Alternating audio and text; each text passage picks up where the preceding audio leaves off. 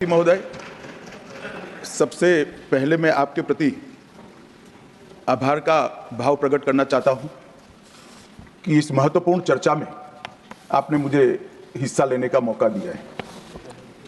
महोदय, ये चर्चा जो है, ये चर्चा एक और तो हमारे संविधान के कारण हमारा देश इतना कितना आगे बढ़ा इसका जनता को एहसास कराएगी।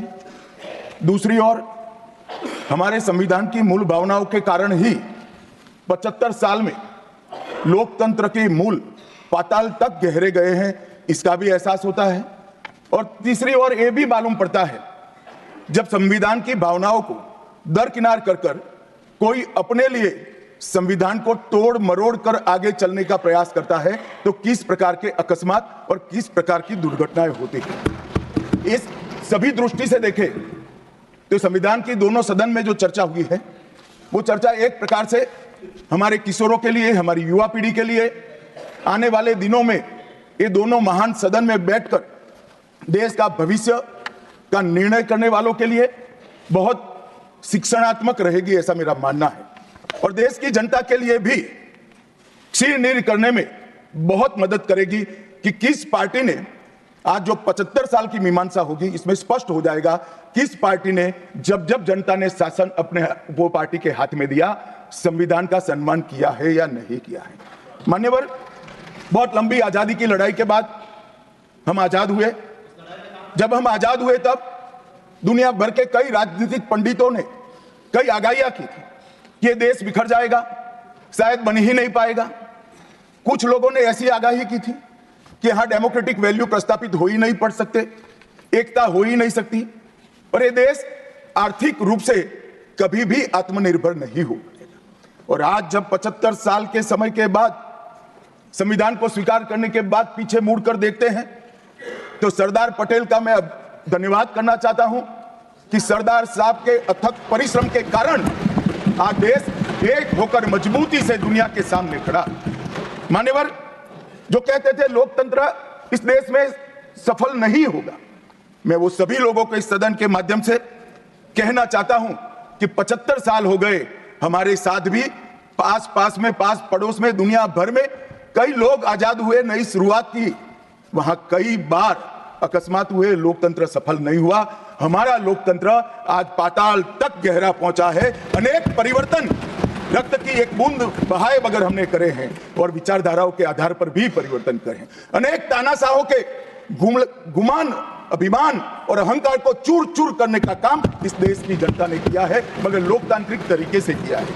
और मान्यवर, जो कहते थे कि हम आर्थिक रूप से आत्मनिर्भर नहीं हो पाएंगे, उनको भी हमारी जनता ने, हमारे संविधान की खूबसूरती ने जवाब दिया है। हम आज दुनिया का 5वां अर्थतंत्र बनकर सम्मान के साथ, और ब्रिटेन जिन्होंने सालों तक हम पर राज किया, और जो मैंने तीनों आगाही कही वहीं से पक्ष विपक्ष में से आई थी, आज ब्रिटेन भी अर्थतंत्र की तालिका में हमारे पीछे खड़ा है। मान्यवर, ये हम सब के लिए गौरव लेने का पल है, हम सब के लिए बोध लेने का भी पल है, और हम सबके लिए संकल्प लेने का भी पल है। और ये सदन जो आपने लगभग 80 से ज्यादा सांसदों को मान्यवर बोलने का मौका दिया, 31 घंटे की चर्चा हुई, और ये चर्चा में सभी भाव पक्ष या विपक्ष से कहीं न कहीं प्रकट हुए। मान्यवर, आज मैं जब यहाँ आया हूं तब ये बात कहना चाहता हूं कि आज हम जिस मुकाम पर खड़े हैं, उस मुकाम पर महर्षि अरविंद और स्वामी विवेकानंद की वो भविष्यवाणी सच होती दिखाई पड़ती है कि भारत माता अपने दैदीप्यमान ओजस्वी स्वरूप से जब खड़ी होगी तब दुनिया की आंखें चकाचौंध हो जाएगी और पूरी दुनिया वो रोशनी से भारत की ओर देखेगा। वो दिन सच होगा, इसके नजदीक काफी मजल हमने काट ली है। मान्यवर, हमारा संविधान सभा की रचना और संविधान की रचना की प्रक्रिया, ये तीनों एक प्रकार से समग्र विश्व के सभी संविधानों में अनूठे हैं, अलग प्रकार के रहे हैं। हमारे यहां दुनिया का सबसे ज्यादा विस्तृत लिखित संविधान चर्चा के सभी हमारे पारंपरिक लक्षणों को पार करते हुए हमने किया। इस संविधान सभा में 299 सदस्य रहे, 22 धर्म जाति समुदाय के सदस्य रहे, हर प्रिंसली स्टेट का प्रतिनिधित्व रहा, हर राज्य का प्रतिनिधित्व रहा। एक प्रकार से समावेशी प्रतिनिधित्व के साथ भारत का भविष्य तय करना, मतलब संविधान को रचने की हमारी प्रक्रिया आगे बढ़ी। 2 वर्ष 11 माह और 18 दिन तक अहर्निश चर्चा चलती रही, विस्तृत चर्चा चलती रही। देश के भविष्य, देश चलाने के नियम और देश की परंपरा को समाहित करते हुए देश को आगे ले जाने का संकल्प इतनी विस्तृत चर्चा के बाद बना। 13 समितियों में कार्यविभाजन किया गया, 7 सदस्यीय ड्राफ्टिंग समिति बनी और जनता के अभिप्राय के लिए भी शायद ही दुनिया का कोई ऐसा संविधान होगा जिसका ड्राफ्ट पूरी जनता को कमेंट्स के लिए दिया गया और कमेंट्स पर भी बहुत डिटेल चर्चा कर उचित बदलाव भी किए गए। इतनी लोकतांत्रिक परंपरा से और प्रक्रिया से बना हुआ हमारा संविधान 295 अनुच्छेद, 22 भाग और 12 अनुसूचियों में बटा है। और ये सभी संविधान के अनुच्छेद, भाग और अनुसूचियां वो विश्व में कोई भी संविधान से ज्यादा उदात्त और उत्तुंग मानव मूल्यों का सृजन करने वाले रहे हैं मान्यवर। इसलिए हम सबको इस पर गर्व है और हम सब ये संविधान को हमेशा मस्तक झुकाकर प्रणाम करते हैं। मैं एक विशेष उल्लेख करना चाहूंगा मान्यवर, नंदलाल बोस जो गुरुवर टैगोर के अंतेवासी थे, बहुत बड़े कलाकार थे।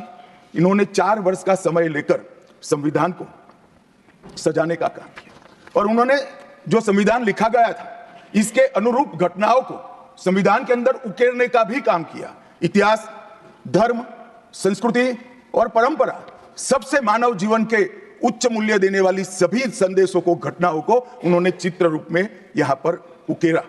यहां पर भगवान राम का चित्र भी मिलेगा, बुद्ध और महावीर का भी मिलेगा, दशम पिता गोविंद सिंह जी का भी चित्र मिलेगा, गुरुकुल हमारी शिक्षा नीति कैसी होनी चाहिए इसका संदेश भी मिलता है। राम, सीता, लक्ष्मण वो एक प्रकार से हमारे अधिकारों का चित्रण करते वक्त दिखाए गए। भगवत गीता के संदेश का चित्र भी दिया। शिवाजी और लक्ष्मीबाई को भी यहाँ पर स्थान देकर देशभक्ति के उत्तुंग पाठ हमें पढ़ाए। नालंदा यूनिवर्सिटी हमारी प्राचीन शिक्षा पद्धति का हमें स्मरण कराती है और नटराज जीवन में बैलेंस कैसे होना चाहिए वो बैलेंस के सिद्धांत को भी प्रतिरूपित करता है। मैंने आज थोड़ा यहाँ आने से पहले क्या क्या चर्चा हुई राज्यसभा में, उसमें हमारे एक सम्मानीय सदस्य ने कहा कि चर्चा का स्तर कितना नीचा हो गया है कि यहाँ चित्रों की चर्चा हो रही। मान्यवर, अगर संदेश लेना नहीं आता तो संविधान का भी कोई उपयोग नहीं। ये सारे जो चित्र लगाए हैं वो हमारे हजारों साल से चलने वाले हमारे राष्ट्र के जीवन को उद्घोषित करने वाले, और कोई ये न समझे कि हमारा संविधान दुनिया के संविधानों की नकल है। हाँ, हमने हर संविधान का अभ्यास जरूर किया है, क्योंकि हमारे यहाँ तो ऋग्वेद में कहा गया हर कोने से हमें अच्छाई प्राप्त हो, शुभ विचार प्राप्त हो और शुभ विचार को स्वीकारने के लिए मेरा मन खुला हो। मान्यवर, हमने सबसे अच्छा लिया है मगर हमारी परंपराओं को नहीं छोड़ा है। पढ़ने का चश्मा अगर विदेशी है तो संविधान में भारतीयता कभी नहीं दिखाई देती। और मैं मानता हूं कि जिसने भी संविधान को सिर्फ शब्दों में छापा है और चित्रों को निकाल दिया है, उन्होंने संविधान की भावनाओं के साथ छल किया है। चित्र बगैर का संविधान अधूरा संविधान। मान्यवर, इसके अंदर संविधान सभा में राजेंद्र प्रसाद जी, राजेंद्र बाबू अध्यक्ष बने, डॉक्टर BR आंबेडकर, सरदार पटेल, जवाहरलाल नेहरू, श्रीमान काजू, KT Shah, Iyengar, Maulana Azad, Shyama Prasad Mukherjee, doctor Radhakrishnan, KM Munshi, ऐसे विद्वानों ने अनेक चर्चाओं में हिस्सा लेकर संविधान को समृद्ध और संपूर्ण बनाने का काम किया। परंतु इतना ही नहीं, संविधान सभा के जो सदस्य थे इसके अलावे भी विवेकानंद, महर्षि अरविंद, महात्मा गांधी, गोपाल कृष्ण गोखले, तिलक महाराज, वीर सावरकर, लाला लजपत राय और राष्ट्र, लोकतंत्र और हमारी परंपराओं में उच्च मूल्यों को स्थापित करने वाले हर महापुरुष की भावनाओं का ये महापुरुष ने उल्लेख कर कोई न कोई सिद्धांत को प्रस्तावित किया है।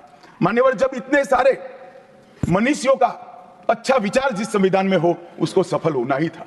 ये संविधान सफल होने के लिए संविधान सभा की चर्चा अगर कोई ध्यान से पढ़ेगा तो वेद, उपनिषद, चाणक्य नीति, विदुर नीति, शांति पर्व, रामायण और महाभारत, इसमें से निपजे हुए मानव जीवन के सभी मूल्यों को भी इसके अंदर हमने समाने का प्रयास किया था।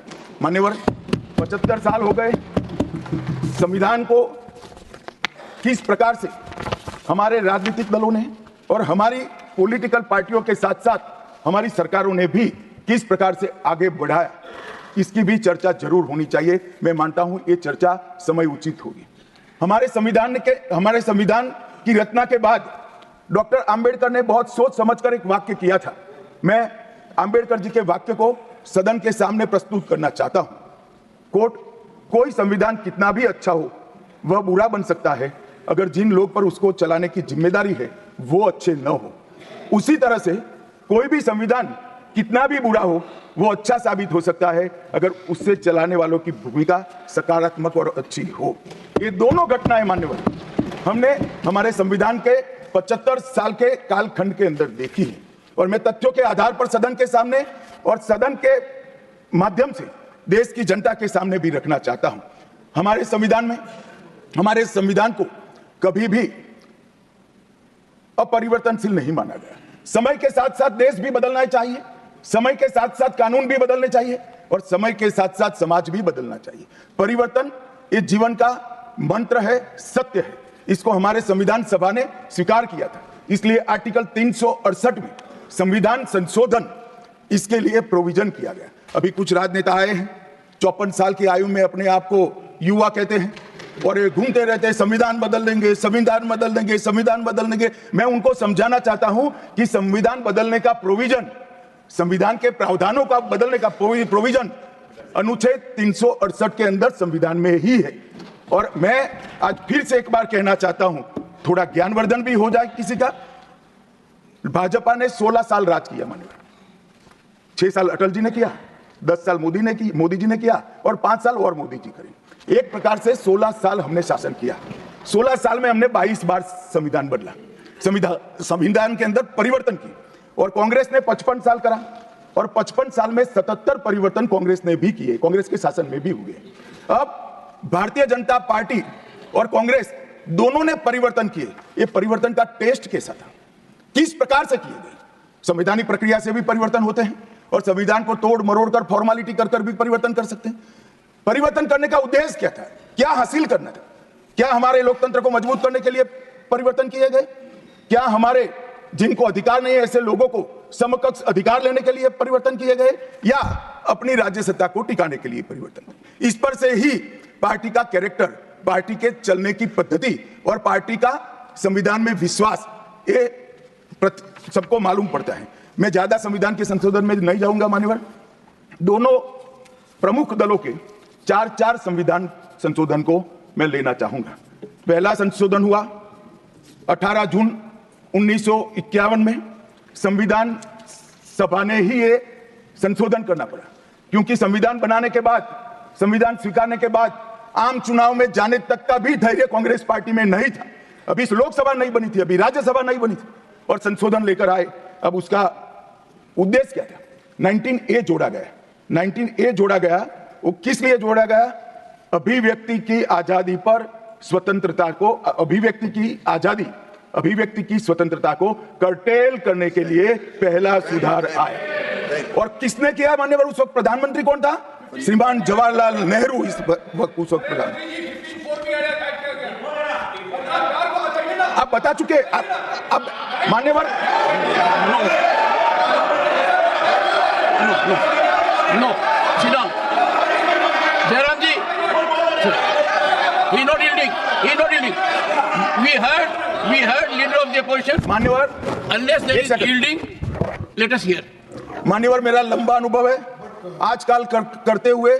मुझे 30 साल हो गए विधानसभा और लोकसभा, राज्यसभा में बैठे हुए। संसद में भाषण करने का मेरा अनुभव है मान्यवर। वो विरोध तभी कर सकते हैं जब मेरी बात सच न हो। अगर मेरी बात सच नहीं हो तो बताए वो। संविधान संशोधन नंबर 1, अब सुनिए, संविधान संशोधन नंबर 1 वो अभिव्यक्ति की आजादी को कर्टेल करने के लिए ही लाया गया था और जवाहरलाल नेहरू के लिए लाया गया। मान्यवर, 24वां संविधान संशोधन, 24वां संविधान संशोधन जवाहरलाल नेहरू जी की सुपुत्री इंदिरा जी उस प्रधानमंत्री थी। पार्टी तो वही सत्ता में थी, कांग्रेस पार्टी। 5 नवंबर 1971 को संविधान में संशोधन किया गया, 24वां संशोधन। और संविधान संशोधन के माध्यम से संसद को मौलिक अधिकार, नागरिकों के मौलिक अधिकार कम करने का अधिकार दे दिया। तो एक प्रधानमंत्री कांग्रेस पार्टी के अभिव्यक्ति की स्वतंत्रता का टेल करते हैं, दूसरे प्रधानमंत्री उसी परिवार से आते हैं, वो नागरिकों के मौलिक अधिकार को कर्टेल करने का अधिकार लेते हैं। और 39वां संविधान संशोधन अब तो इंतहाई कर दी मान्यवर, सब सीमाओं को पार कर दिया। मान्यवर आप तो अधिवक्ता रहे हैं, 10 अगस्त 1975 का वो दिन हमारे संविधान के इतिहास में बहुत, जब भी जिक्र होगा काले अक्षरों से ही इसका जिक्र करना पड़ेगा। उस वक्त 39वां संविधान संशोधन आया मान्यवर। 39वां संविधान संशोधन क्या था? इंदिरा गांधी जी के चुनाव को इलाहाबाद हाईकोर्ट ने अमान्य घोषित कर दिया। अभी कुछ नहीं है, ईवीएम ले लेकर घूमते हैं, हारते हैं और ईवीएम ले लेकर, ईवीएम ने हरा दिया, ईवीएम ने हरा दिया, ईवीएम ने हरा दिया। सुप्रीम कोर्ट ने 24 बार ईवीएम की अर्जी नकार दी। चुनाव आयोग ने 3 दिन ईवीएम 10 से 5 बजे तक रखा कि भाई कोई हैक कर बताए, कोई नहीं गया, सुप्रीम कोर्ट में कोई नहीं गया, और हारते हैं तो ईवीएम का दोष निकालते। मान्यवर एक ही समय, एक ही दिन 2 परिणाम घोषित। एक महाराष्ट्र में सुपड़ा साफ हो गया, जो जनादेश के साथ द्रोह किया था, इसका दंड महाराष्ट्र की जनता ने दिया और दूरबीन लेकर दिखाई नहीं पड़ते, और उसी दिन वो झारखंड में जीते। तो महाराष्ट्र में ईवीएम खराब है और झारखंड में टप से जाकर नए कपड़े पहनकर शपथ ले ली। अरे भाई जरा तो शर्म करो, जनता देख रही है। एक जगह ईवीएम सही है, एक जगह ईवीएम खराब है। मान्यवर ऐसा कैसे हो सकता है? और मान्यवर यहां पर इलाहाबाद हाईकोर्ट ने इंदिरा गांधी जी के चुनाव को निरस्त कर दिया, अमान्य किया, और उन्होंने संशोधन से प्रधानमंत्री पद की न्यायिक जांच पर भी प्रतिबंध लगा दिया। आपको जो करना है वो करो, कोई न्यायिक जांच नहीं है। ये अभी जो अधिकारों की गुहार लेकर घूमते हैं मेरे कम्युनिस्ट भाई, मैं उनको पूछना चाहता हूं, किसके साथ बैठे हो? किसके साथ बैठे हो? रात को अंधेरा कर कर अपनी आत्मा को टटोलना भैया, मालूम पड़ेगा। और यह संविधान संशोधन मान्यवर रिट्रोस्पेक्टिव इफेक्ट से किया गया कि पुराना भी मुकदमा है तो वो खारिज हो जाएगा। कभी ऐसा होता है? हमारे प्रधानमंत्री तो कहते हैं मैं प्रधानमंत्री नहीं हूं, प्रधान सेवक। और कोई कहता है कि मुझ पर मुकदमा नहीं हो सकता, मैं शासक हूं, शासक के खिलाफ उंगली नहीं उठाई जाती, भले संविधान ने अधिकार दिया वो अधिकार हम समाप्त कर देते हैं। और मान्यवर ऐसे ऐसे सुधार किए।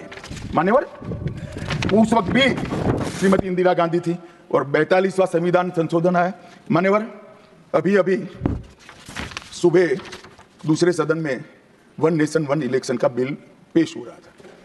सारी कांग्रेस पार्टी और इनके साथी दल लोकसभा को, विधानसभा और लोकसभा का कार्यकाल बदलने का अधिकार नहीं है। मैं सुन रहा था, है नहीं है तो जब बिल आएगा तब चर्चा करेंगे। परंतु भाई आपने क्या किया?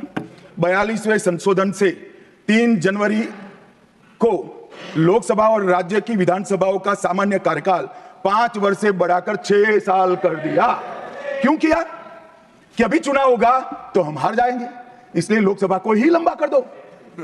इतनी निर्लज्जता के साथ विश्व में कोई संविधान संशोधन नहीं हुआ। मान्यवर दूसरा, कुछ कानून पारित करने थे, सदस्य उस वक्त ज्यादा विरोध तो कर नहीं सकते थे, मगर विरोध करने का नया तरीका कुछ कांग्रेस में जिसमें हिम्मत थोड़ी बची कुची थी, इन्होंने कहा एब्सेंट रहने लगे तो क्वारम नहीं होता था। तो फरवरी 1 को संविधान संशोधन किया कि संसद और राज्यसभा में क्वारम की आवश्यकता नहीं है। वाह, 5 लोग भी है तो चला लो भाई। इसके बाद राष्ट्रपति शासन की अवधि, खड़गे साहब किया है तो सुनना पड़ेगा, हिम्मत के साथ सुनना पड़ेगा। मान्यवर राष्ट्रपति शासन की अवधि 6 महीने तक बढ़ा दी। मान्यवर ये 4 संशोधन, मैं समझ रहा हूं क्यों गुस्सा आ रहा है, मान्यवर sir is not yielding, honourable home minister is not yielding, are yielding sir? मान्यवर मैं आपको एड्रेस करूंगा। तुम तो कायर हो, मान्यवर तुम लगा को Okay. On the what the honorable home minister will go on record. What the honorable home minister खड़गे said. जी, खड़गे जी, मैं आपका बहुत सम्मान करता हूं, आपकी हाजिरी वहां दर्ज करने के लिए कृपया बैठे, मुझे बोलने दीजिए। मान्यवर ये चारों संशोधन मैं मेरी पार्टी के दफ्तर से नहीं ला सकता।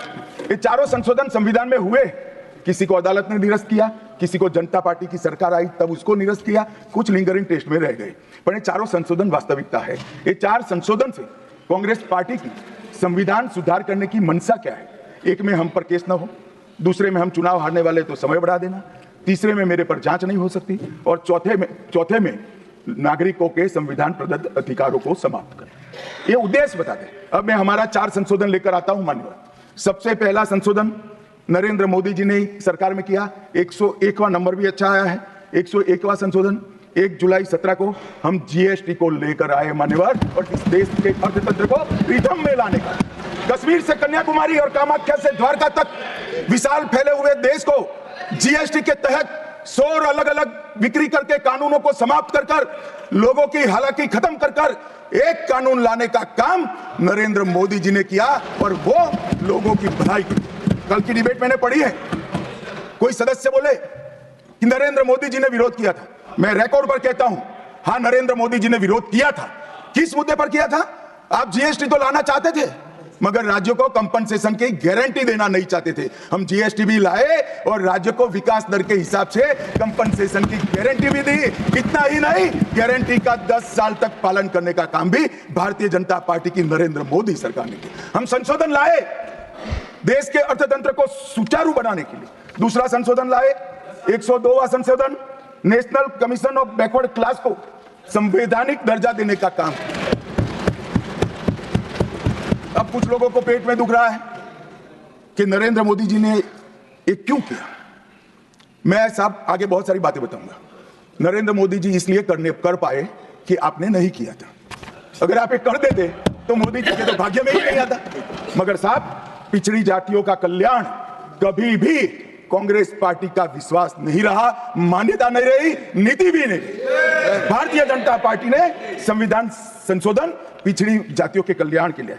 तीसरा संशोधन क्या लाए? 130वां संशोधन 12 जनवरी 19, किसी भी जिनको आरक्षण का फायदा नहीं मिलता है ऐसी जाति के गरीब से गरीब बच्चों को 10% आरक्षण देने का फैसला। गरीब कल्याण और गरीबी हटाओ की बातों सालों तक करी, सूद नहीं मिली, समय नहीं मिला, विचार नहीं आया।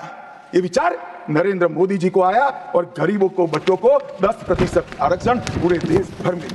मान्यवर 105वां संशोधन, ओबीसी की पहचान करने के लिए केंद्र के पास अधिकार थे। अब मैं बताना चाहता हूं, इतने बड़े विशाल देश में 140 करोड़ की जनसंख्या में पिछड़ी जातियों का पिछड़ापना क्या कोई एक केंद्र सरकार कर सकती है? फेडरल स्ट्रक्चर की बात करते हैं, मगर अब तक केंद्र सरकार के पास ही रहा था। नरेंद्र मोदी जी ने कहा इसके कारण पिछड़ा समाज को अन्याय होता है। आगे से ये संविधान संशोधन करने के बाद 10 अगस्त 2021 के बाद पिछड़ापन का निर्णय करने का अधिकार राज्य की सरकारों को देने का काम नरेंद्र मोदी। और मान्यवर, सबसे अंतिम संशोधन में 5वां कहना चाहता हूं, 106वां संशोधन, और मैं तो क्रम में बोला हूं, एक भी काटा नहीं। 101, 102, 103, 104, 105, 106 सभी के सभी जन कल्याण के लिए। और छठा संशोधन था 28 सितंबर 2023 को, मातृशक्ति को शक्ति प्रदान करने का, मातृशक्ति को 33% आरक्षण, नारी शक्ति वंदन अधिनियम। मान्यवर, मैं आज आपके माध्यम से पूरे सदन से और पूरे सदन के माध्यम से देश भर की 140 करोड़ की जनता को कहना चाहता हूं कि जब इस दोनों सदन में 33% नारी शक्ति बैठेगी, संविधान निर्माताओं की कल्पना पूरी हो जाएगी। मान्यवर, इनकी आत्मा को बहुत शांति मिलेगी। इसके अलावा भी हम कई कानून लेकर आए। हम कानून लाए ट्रिपल तलाक को निरस्त करने का। अभी कहते हैं आपकी वोट बैंक की राजनीति है। मान्यवर, सुप्रीम कोर्ट का कोई वोट बैंक होता है क्या? सुप्रीम कोर्ट तो चुनाव नहीं लड़ती है, जजों को चुनाव नहीं लड़ना है। ट्रिपल तलाक समाप्त करना चाहिए और साहबानों को मुआवजा देना चाहिए। दोनों जजमेंट सुप्रीम कोर्ट ने अलग अलग समय पर दिए थे, परंतु वोट बैंक की राजनीति हम नहीं कर रहे हैं। वोट बैंक की राजनीति कर कर मुस्लिम बहनों के साथ इतने साल अन्याय करने का काम एक कांग्रेस पार्टी ने किया। हमने तो ट्रिपल तलाक समाप्त कर कर मुस्लिम माताओं को, बहनों को अधिकार दिया। आपका कि भी अधिकार आपके पति जैसे हैं, मगर देखिए साहब, ट्रिपल तलाक समाप्त हो गया, अभी कोई नहीं कहता अच्छा हुआ। कैसे कहेगा? एक उदाहरण पड़ा है, हमारे आरिफ मोहम्मद खान बेचारे मंत्री थे, अच्छे खासे मंत्री थे, फर्राटे की अंग्रेजी बोलते थे, बहुत पढ़े लिखे व्यक्ति थे, फारसी के विद्वान, उर्दू के विद्वान, हिंदी तो मातृभाषा। अब उन्होंने कहा कि साहबानों को मुआवजा देना चाहिए, मंत्री पद भी गया, सांसद पद भी गया, और बेचारे कई सालों तक संघर्ष करते। कौन बोलेगा मान्यवर? इनका जो पद्धति है वोट बैंक की पॉलिटिक्स करने की पद्धति है। मान्यवर 2020 में हम नई शिक्षा नीति लाए, पहली शिक्षा नीति आजादी के बाद आई है जिसका विरोध कम्युनिस्ट भी नहीं कर पाए। बाकी तो शिक्षा नीति आए और कम्युनिस्ट पार्टी विरोध न करे, ऐसा कभी हो सकता है? मुझे भी बड़ा आश्चर्य होगा कि प्रकृति बदल गई है या उनका सोच बदल गया है। खैर जो भी हुआ, फिर मुझे किसी ने बताया कि आपने इतनी अच्छी शिक्षा नीति लाए हैं कि इसका विरोध करोगे तो लोग उनका विरोध करेंगे, इसलिए विरोध नहीं किया है। मान्यवर, जम्मू कश्मीर में आरक्षण देने का संशोधन विधेयक लाए और 3 नए आपराधिक कानून भी हम लेकर आए। हमारी क्रिमिनल जस्टिस सिस्टम के ये 3 कानून 160 साल बाद पहले अंग्रेजों ने बनाए थे, अंग्रेजों की पार्लियामेंट में बने थे। नरेंद्र मोदी जी ने, मान्यवर नरेंद्र मोदी जी ने बीएनएसएस और बीएसए के माध्यम से हमारी संपूर्ण न्यायिक आपराधिक न्याय प्रणालिका को भारतीयकरण करने का काम नरेंद्र मोदी जी, और वो कानून जो अंग्रेजों को राज टिकाने के लिए बने थे, वो कानून को समाप्त कर कर हमारे संविधान ने हमारे नागरिकों को जो अधिकार दिए हैं, समय पर न्याय मिलना चाहिए, इसका करने का काम नरेंद्र मोदी जी ने किया। इस देश को गुलामी की मानसिकता से आजाद करने का काम कई सालों के बाद अगर किसी ने किया तो हमारे नेता नरेंद्र मोदी ने किया। और आप तो कई साल तक, अटल जी की सरकार आई, कई साल तक बजट शाम को 5:30 बजे रखते थे। क्यों शाम को 5:30 बजे रखते थे? क्योंकि इंग्लैंड की रानी के घड़ी में उस वक्त 11 बजते थे। आजादी के इतने सालों तक अंग्रेज की रानी के घड़ी से बजट रखने की आदत थी, वो भी किसी ने बदला तो भारतीय जनता पार्टी ने बदला, अटल बिहारी वाजपेयी। मान्यवर, संविधान के सम्मान की बहुत बातें हुई, मगर संविधान का सम्मान सिर्फ बातों में नहीं होना चाहिए, कृति में भी होना चाहिए, कर्तृत्व में भी होना चाहिए और कल्पना में भी होना चाहिए। जब कृति में नहीं है, कर्तृत्व में नहीं है, तो कल्पना में आ ही नहीं सकता। अभी मैंने इस चुनाव में अजीबोगरीब नजारा देखा मान्यवर, अजीबोगरीब नजारा था। आज तक इतने साल चुनाव हुए, किसी ने आम सभाओं में संविधान को लहराया नहीं। संविधान को लहराकर, झूठ बोलकर जनादेश लेने का कुत्सित प्रयास कांग्रेस पार्टी के नेताओं के माध्यम से। मान्यवर, संविधान लहराने का मुद्दा नहीं है, संविधान बहकाने का मुद्दा नहीं है, संविधान विश्वास है, संविधान श्रद्धा है, संविधान को सम्मान करने का। मान्यवर, वो नरेंद्र मोदी जी, और लोकसभा में तो किसी को मालूम नहीं पड़ा। मान्यवर, लोकसभा में तो किसी को मालूम नहीं पड़ा, लोकसभा में तो किसी को मालूम नहीं पड़ा।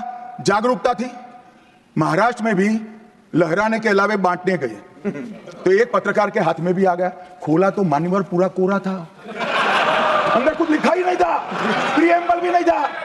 मान्यवर, इतना बड़ा छल। आपकी बात नहीं कर रहा मैं, ये तो पकड़े जाने के बाद तो सब लोग सुधर जाते हैं। मान्यवर, 75 साल के इतिहास में, संविधान के आयुष्य में, संविधान के नाम पर इतना बड़ा छल मेरे जीवन में तो मैंने ना देखा है ना जाना है। और कारण ढूंढते हैं कि क्यों हारे। मैं बता दूं कारण, मत ढूंढिए, कमेटी की जरूरत नहीं है। संविधान और आरक्षण करते थे, लोग जान गए कि संविधान फर्जी लेकर घूमते हो तो लोगों ने हरा दिया। मान्यवर, ये प्रति जो लेकर घूमते हैं, इसमें गोखले साहब ने क्या लिखा है वो एक बार पढ़िए। उन्होंने लिखा है कि इंदिरा जी और कांग्रेस पार्टी ने संविधान पर सबसे ज्यादा कठोर कुठाराघात करने का काम किया है। जो प्रति लेकर घूमते हैं ना, उसकी प्रस्तावना में लिखा है। माननीय अध्यक्ष, माननीय सभापति महोदय, माननीय सभापति महोदय, संविधान कैसे तोड़ा मरोड़ा जा सकता है, इसके भी मैं 2 उदाहरण देना चाहता हूं। हमारे सेना के जवान, सुरक्षा दलों के जवान, वो हमारी मातृभूमि की 1 इंच भूमि पर जान देने के लिए तैयार है। सैकड़ों हजारों लोग शहीद हुए 1 इंच भूमि के लिए। और मान्यवर, किसी को भी भूमि देनी है